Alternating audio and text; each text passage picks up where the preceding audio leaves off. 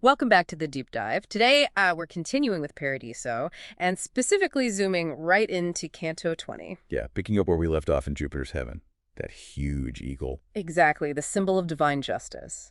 But now Dante gets, well, much closer. He does. He takes us right into the eagle's eye and eyebrow to meet the souls there. And our goal, really, as we explore this bit of Paradiso, is to see if we can pull out something useful, some perspective for our own lives, our own journeys. Absolutely. Canto 20 is fascinating because it actually names names. Oh, right. Who makes up this super luminous part of the eagle? So we get 6 figures. King David, Emperor Trajan, King Hezekiah, Emperor Constantine, William II of Sicily, and Ripheus. Ripheus. Okay, that list already has some, surprises. Yeah. Not exactly standard Sunday school figures, some of them. Exactly. And Paradiso knows this. It tackles the puzzle head on, especially 2 of them, Trajan and Ripheus. Because they weren't Christians in the usual sense. Precisely. How did they end up in paradise?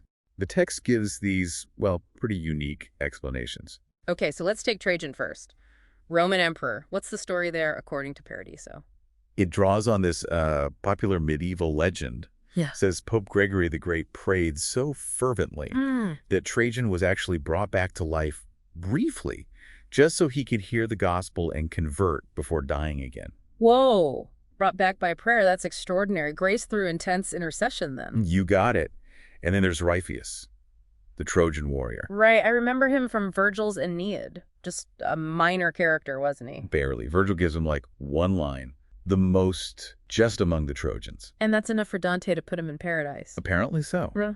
Paradiso says he received divine grace directly, simply because of his perfect inherent justice. A light shone on him, essentially. So one saved through miraculous intervention and prayer, the other through pure, innate righteousness recognized by God. Which leads to the eagle's main point here, really.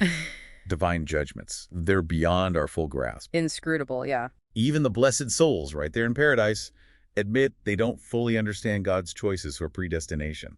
That idea of accepting mystery, even at the highest level, that really lands. So, okay, digging into these special treats, as you called them, what are the deeper insights? Well, first, just the sheer audacity of including Ripheus based on Virgil.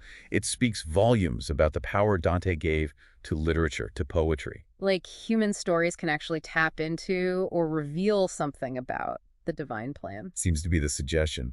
And then both Trajan and Ripheus, their stories really hammer home that grace isn't always contained by the rules we think we know. Right. It operates outside the expected boxes sometimes. Trajan needed that extraordinary prayer. And Ripheus needed only his own virtue. It suggests divine mercy can, transcend the standard requirements we might perceive. And the symbolism, the very eye of the eagle representing divine justice's sight, is made of these specific just souls. Yeah, it reinforces that idea of perfect justice being composed of these individual righteous lives, all unified in that divine gaze. Unity and diversity again. Okay, so let the pull back.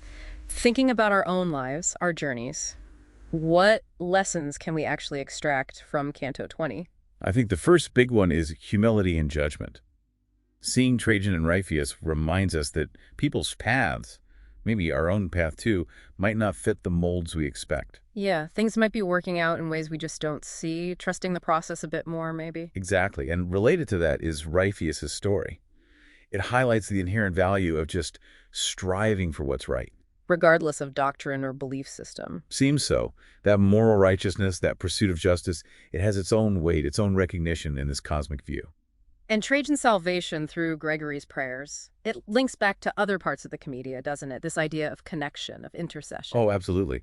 Like that chain of women helping Dante in Canto 2 of Inferno. Yeah. It would suggest we're not meant to go it alone. Support, prayer, love from others, they actually matter. They can change things. It's a powerful counter to pure individualism, isn't it? Very much so. And finally, there's that open admission of mystery by the souls themselves. We don't have to understand everything. Right. It's okay not to have all the answers.